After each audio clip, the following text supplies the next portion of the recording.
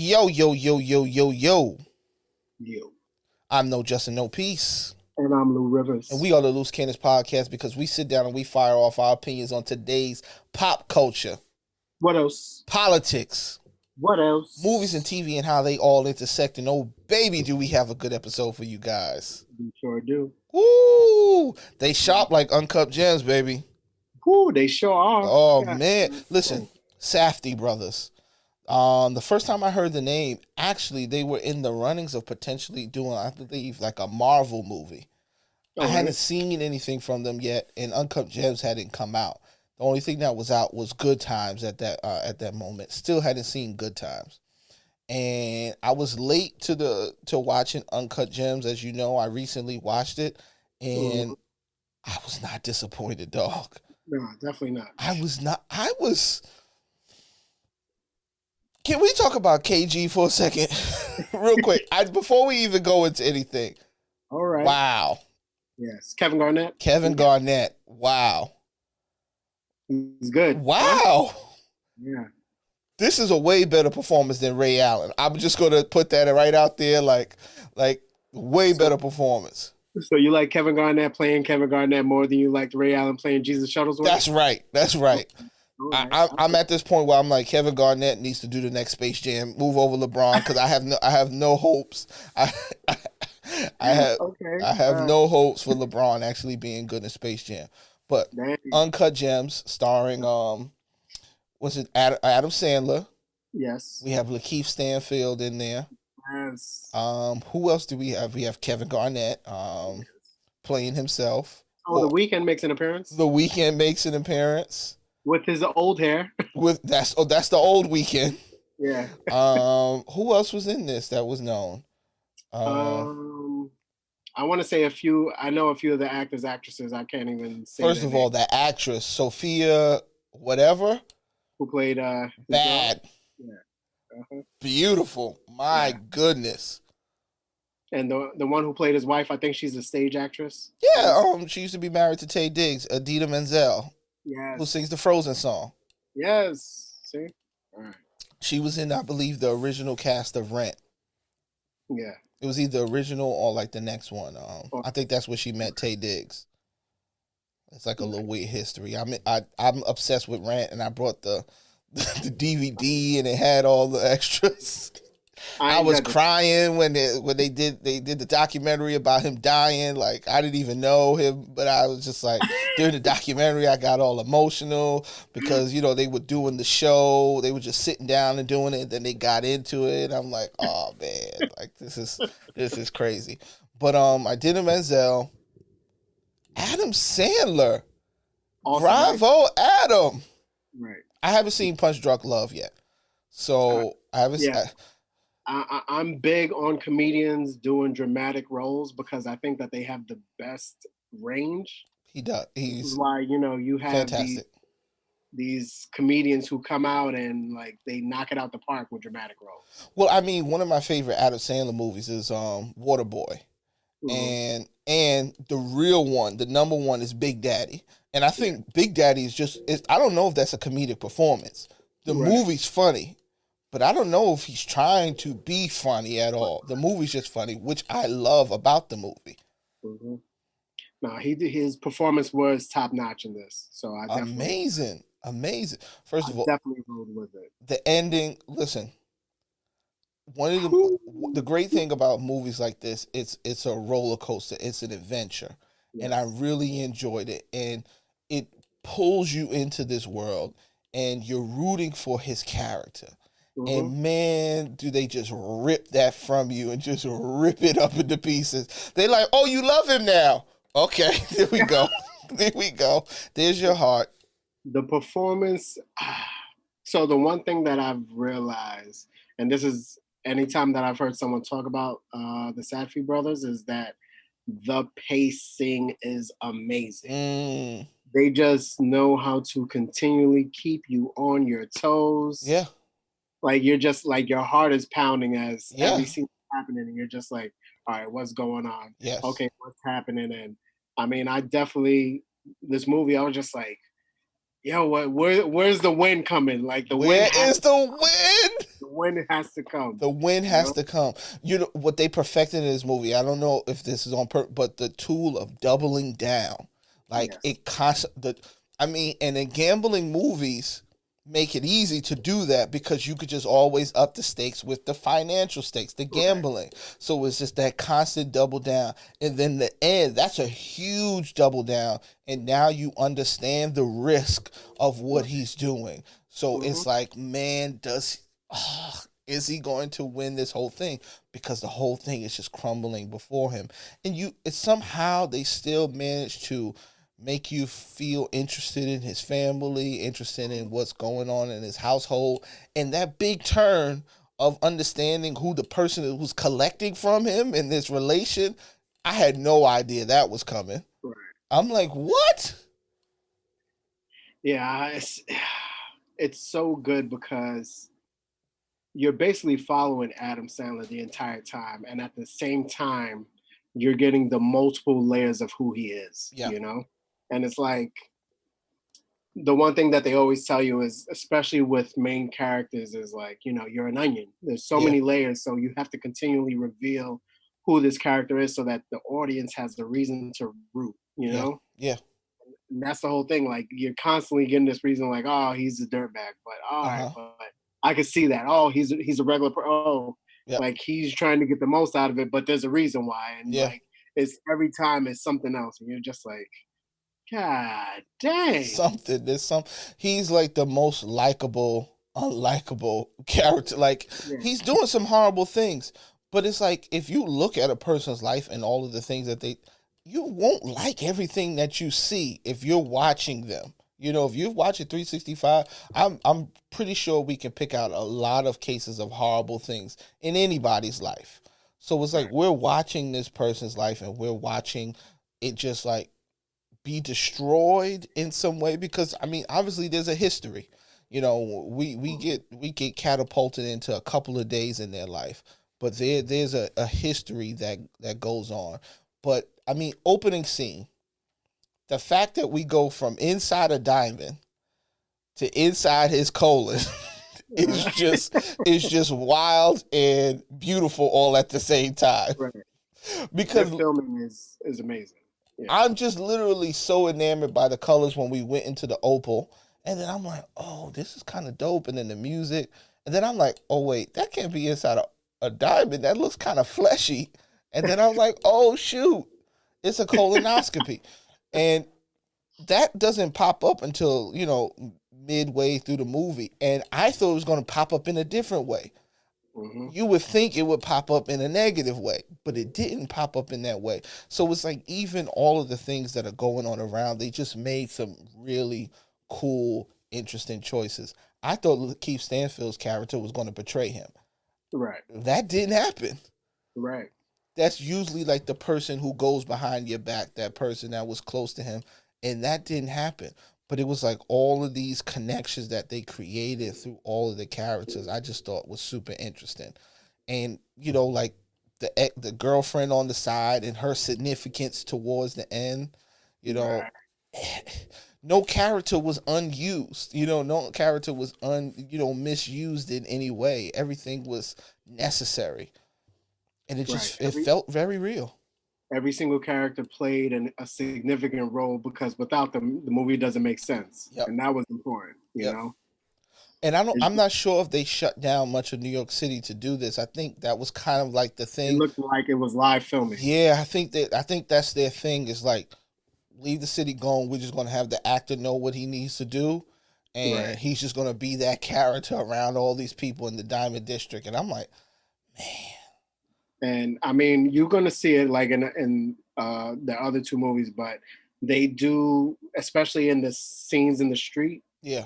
they make sure that they have enough distance where the people around don't know it's happening, so it's natural. Oh, so they can't see the cameras and stuff like that. Right. They okay. So I mean, like, so you see when he's walking through the Diamond District, Uh huh. city's going as normal. It's not like, all right, we got extras walking through or nothing. Yeah. These are people walking with their regular life, Yeah. So That's it's so really good. dope. It's inspiring on two different levels. Because listen, I was able to watch it. I didn't even tell my wife I brought a new projector. Uh, I went on Amazon. You You know, know now. yeah, she know that maybe. I'd be like, well, you should have listened to the podcast. You would have found out. But the one that I had was a native 720.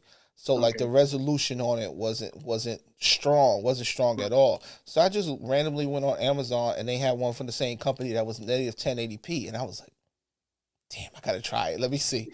And yo, the There's a difference, right? difference, dog, different. Like like we had there was such a big gap between watching a 720 TV and a 1080p TV to now I got a 4K in the living room. But like watching that quality for so long, you don't realize the connection next to it.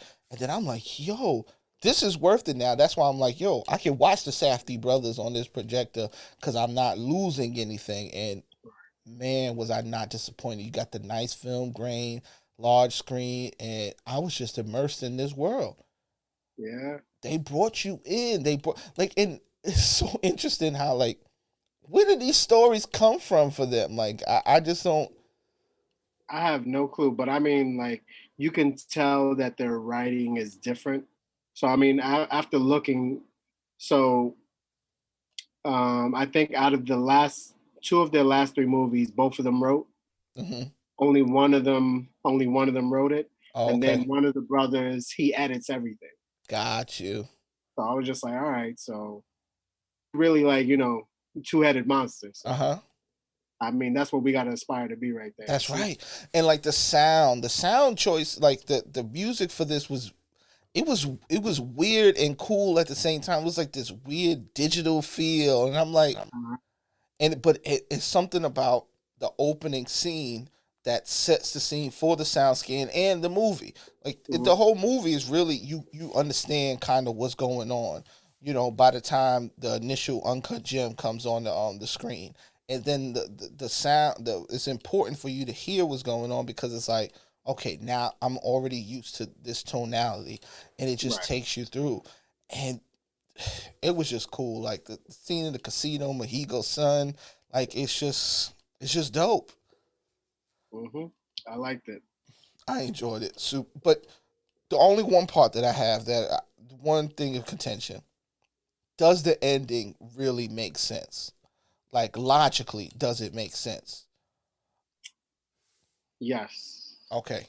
Personally, it does only because, and I mean, like, I'm trying to do everything in my power not to give away what the ending is. Yep. But when you have, I don't know, goons or henchmen Yeah. who, uh, they takes on all walks of life, but you always hear that, you always have to have the guy who's capable of doing something that you're not willing to do. Uh, But sometimes that gets good guys are they're loose cannons still at the yeah. end of the day. But he stood to gain more if he would have just let it live. He stood to gain more. So obviously, I mean, I guess they're trying to show he's obviously a loose cannon from the beginning. So that's why we see so many things happen little things happen throughout the film. It's just that I don't know if they built enough that I felt like he would have done that. But if you think about it, the movie is all about egos. It is about egos. Okay. So that's kind of how I took it. I was just like, well, Sitting there for two sometimes that hours sweating. that immediate gratification is sometimes more important than Something. anything else you Yeah, could think. like I'm gonna get you back. Yeah. This is that So you're gonna get something. yeah. I get it. I mean, because it's like it may not. It's not logical for a logical thinking person, but it's logical for an illogical thinking person, Right. Exactly. which is that criminal type, that illogical criminal type. So, I mean, it's necessary for the movie to have been that way. Yeah. And All I right. With that, watched, yeah, I was just gonna say. With that said, what did you rate it though? dog. This is a strong. I don't even want to come and be talking crazy. But I think this is one of those movies we're going to look back on in 10, 15 years. This is a strong 4, dog. This is a strong 4, maybe 4.25. I don't know. I don't even want to give it no 4.5, but it's like, man, I enjoyed it. Yeah. I definitely have it at a 4. Yep. But when we do Good Time next week, Yeah. then we can then after Okay. you see that and we rate it, Yep. I want to come back to this and you tell me Okay. how much of that movie impacted your idea of this movie. Got you. Got you. Because like why I rewatched because I watched this last night, but I rewatched the opening scene this morning, and because I it affected me to the point where I'm like, yo, I got to see that again.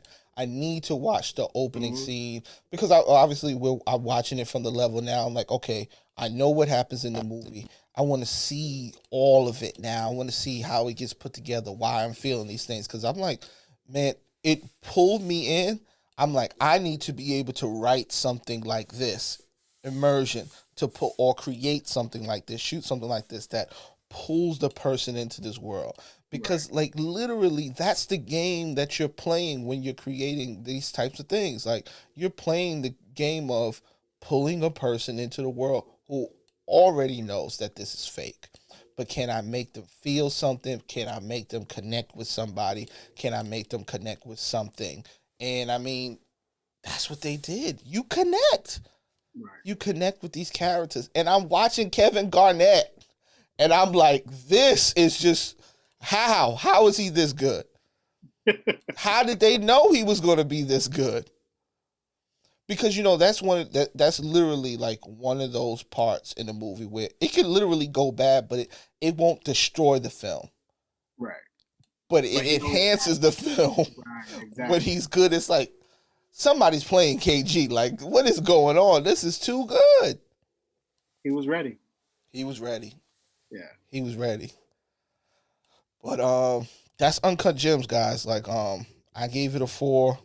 Lewis is in the 4s. Like Yeah, I gave it a 4 also. Safdie brothers impressed me. Adam Sandler impressed me. Now I just want to see what their next project is going to be. Got to see what their next project is going to be. See, and this is the type of cinema like that is really enjoyable, and it's like I'm glad that big names like Adam Sandler is going to give these types, these guys a chance. Because even the same story with Good Times, the same thing with Robert Pattinson. He was like, "Yo, I want to be a part of whatever you guys are doing next." Mm-hmm. It's the cool thing is that the people who are in position are also people who really enjoy making cool stuff and making dope creative stuff, and we get a chance to really enjoy it and and live with it. I'm gonna go out on a limb. I'm gonna say that Robert Pattinson has been trying to do all these roles to get out of the Twilight. Yeah. And I mean, I'm gonna tell you, when I saw A Good Time, I had that same idea. Like, it's just gonna be dude from Twilight, and I was just like, oh, he's acting. He's acting. Oh, he's good. Like that's the first thing that I thought. I was just like, it was probably the first time that I watched a movie, and I was just like, oh, this is. He's an individual. This is not. He does not want the typecast. Like, and that was it. And I think that it was probably something like that that made people go, maybe he could be Batman. Yeah, maybe, yeah. I believe. Yeah. All right, y'all. So listen, this was another great. Oh wait, I'm about to close out before we even did our topic. Listen, I think we missed out on it last time. Yeah. But every time we watch a movie, we like to pull a topic from the film and discuss it. And particularly with the KG character, the opal, this beautiful colored diamond, he believed that it would potentially make him play better, and superstition. And I just wanted to ask a quick question: do you have any interest in superstitions?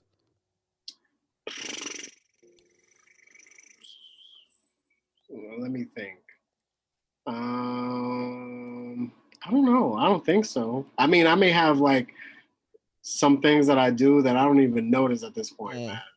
But I mean, I'm trying not to break no mirrors. I'm not trying to. I'm hoping that a black cat don't cross my path. I'm not trying to walk under no ladders. I don't carry around no rabbit's foot. Okay. But do you sweep people's feet?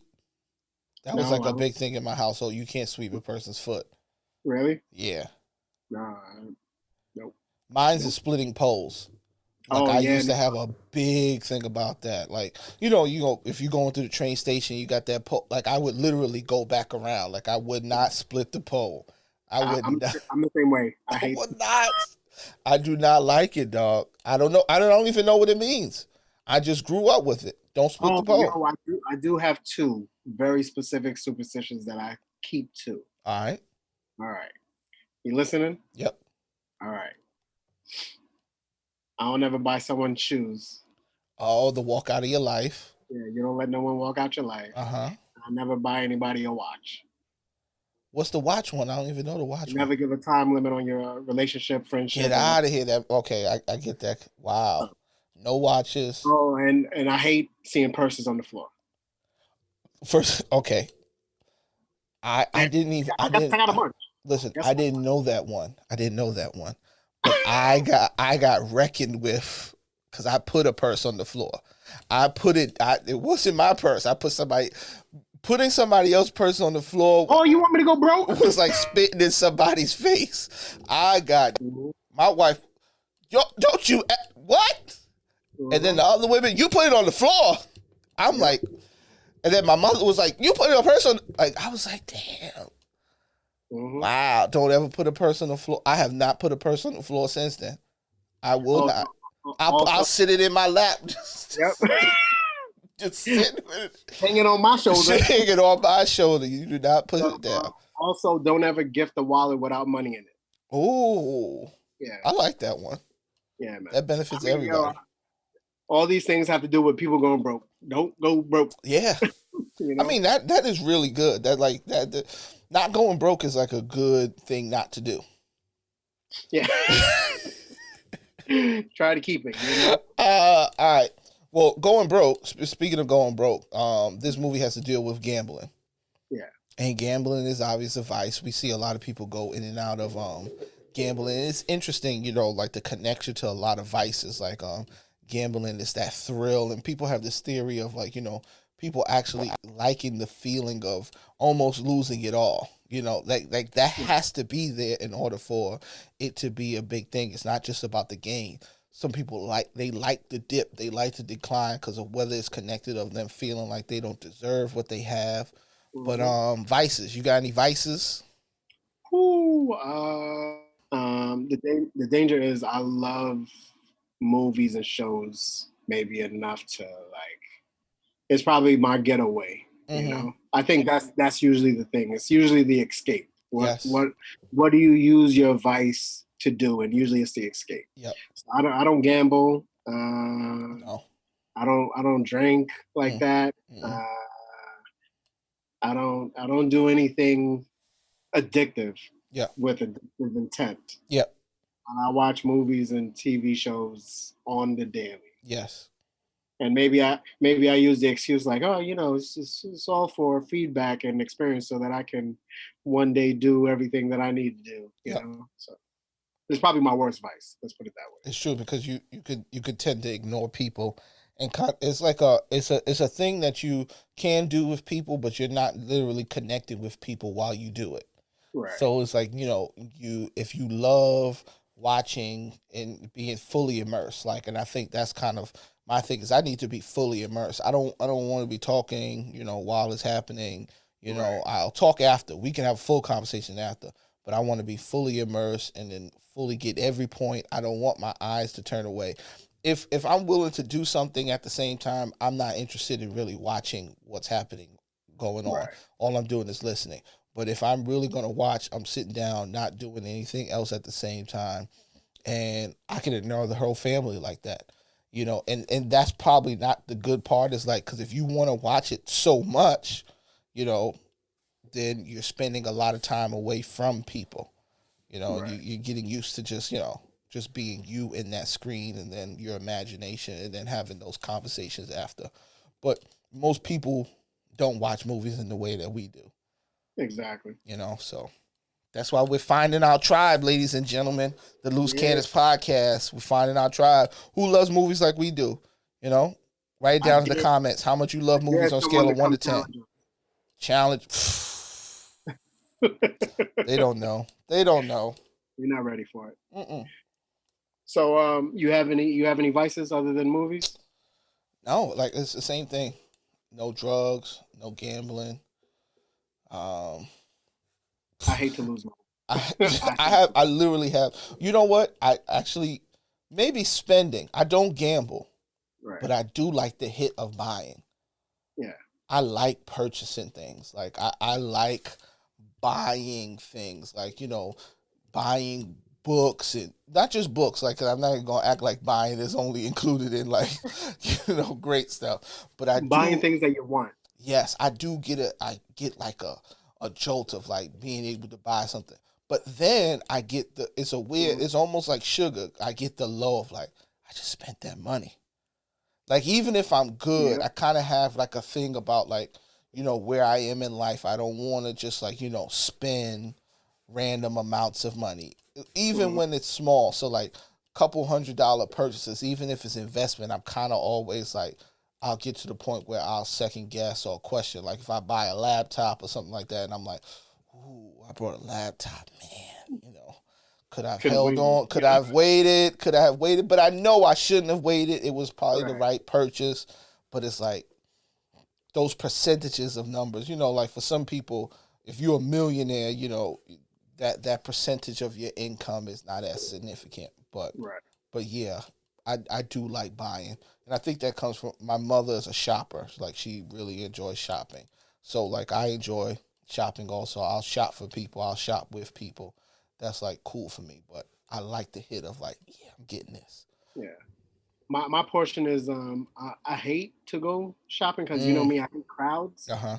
but I love the deal. Ooh. Yeah. So Mm, I mean, I was like one of those people where like I hated Black Friday, right? mm. But if I knew that I needed a deal, like I was that That's dude the who went day. on. I was like before there was a Wednesday shopper or a Tuesday shopper. I used to go on Tuesday or Wednesday, Uh-huh. try to pinpoint exactly what I want, how much it would be off on Yeah. Black Friday, Yeah. and I would show up Black Friday like, all right, this is what I want, this is what I want, this is what I want. I'm And getting out grab it. Were you a Black Friday DVD guy or a of Cyber Monday? here. Yeah, yeah.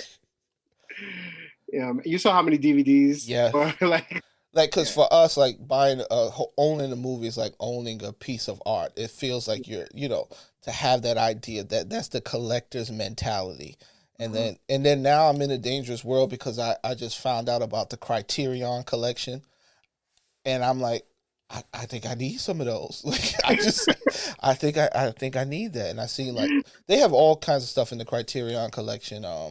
Apparently, like I mean, their big claim to fame is obviously putting things on DVD and Blu-ray that you couldn't get, like stuff from the 40s, 50s, like Federico Fellini, world movies, and all that. And but they Oh, have like USA movies. Like I brought Police Story 1 and 2 oh, off of really? Amazon. A lot of these stuff on they not gonna come for weeks. I brought Right. Kira Kurosawa. They had a package which I they had all of his films in the package, and it was like a couple of $100. But now, because they were all sold out, if you find it on eBay, it's like $2,000.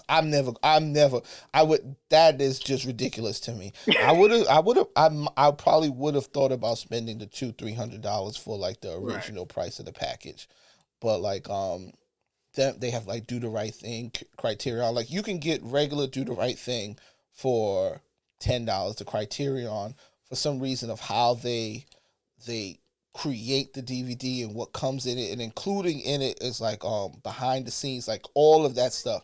Like before DVDs had that, they always had like documentaries included with it. So yeah, it's like a whole rabbit hole of stuff. So apparently like Don't do it, man. Don't do it. you can't. I have to stay away. And I'm watching this show like on YouTube where people going into the Criterion closet in their office, all these celebrities, and they talk about their favorite movies and they're giving them the movies. They get to pick out whatever movies they want. And I'm like, oh, that's dope to have. But these celebrities are going and getting it for free. Right. These Criterion movies is $25-$30 a piece. But apparently they got a channel and now you can stream their movies also. It's like $100 a year. So my goal is for this podcast to be sponsored by Criterion Channel. I'm just Oh, gonna I put like that out there right now. it. Anybody knows somebody who knows We could somebody. give Netflix away. Criterion, let us know. We will go straight Federico Fellini, Cassavetes all day. We just be talking about that all the time. Just pointing I that out like there. it. But Good convo. Yeah, definitely. I mean, we figured out that that we definitely love movies without a shadow of a If you doubt. haven't noticed, Yeah. so we did Uncut Gems today. Yes. Safdie brothers, Amazing. and this is the start of something new because we're just following a director now. We're just going through their whole series. So we started today with Uncut Gems because that's the most recent movie, something that everybody's seen. But if you're going to visit with us next week, we are reviewing Good Times. Same directors, the Safdie brothers, but starring Uh-huh. Robert Pattinson. So watch it this week, guys. Meet us back here at the same time next week where we're going to be talking about Good Times. Alrighty. I'm No Justin, No Peace. And I'm Lou Rivers. And we are the Loose Cannons Podcast because we sit down and we fire off our opinions on today's pop culture. What else? Politics. What else? Movies and TV and how they all intersect. And oh, baby, did we have a great episode. 2 episodes this week, guys. Stick with us. Patreon, like, share, subscribe. We out. Peace.